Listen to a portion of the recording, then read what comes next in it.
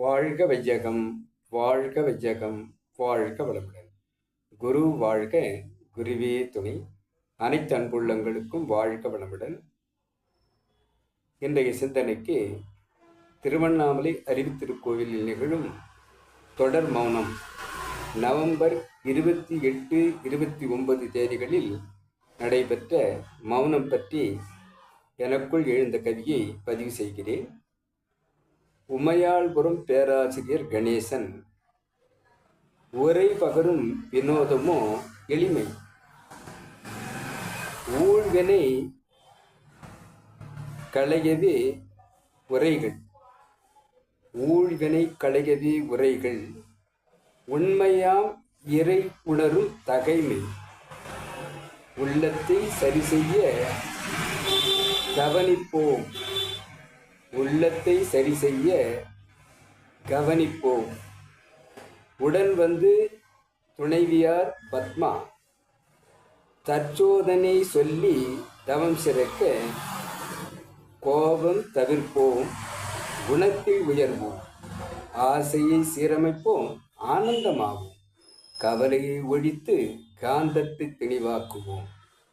ஜோடியின் குரல் வளம் சுகம் தரும் தன்மை. மௌனம் சிறந்தது. மகரிஷியின் மௌன சிறப்பே மகா மௌன சிறப்பு. வாழ்க வளமுடன்.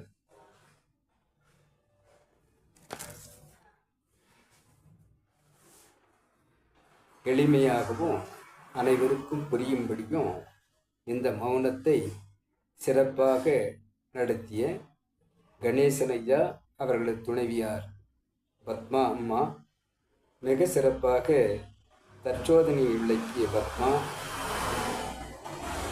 கணேசன் ஐயா அவர்கள் எவ்வாறு மௌனம் இருக்க வேண்டும் என்பதை மிக அற்புதமாக சொல்லி நமக்கு புரியும்படியும் தெளிவாகவும் இந்த மௌனம் ஒன்றை சிறப்பாக நடத்தினார்கள். இருவரின் குரல் வளம் மிகச்சிறப்பு. அவர்கள் நடத்தி வந்த தவங்களும் தற்சோதனை நிகழ்வுகளும் பேராசிரியர் குறிப்பேட்டில் எவ்வாறு யூனிஃபார்மா இருக்க வேண்டும் என்பதை ஒரே சீராக அமைத்து பேசிய விதம் மிகச்சிறப்பு.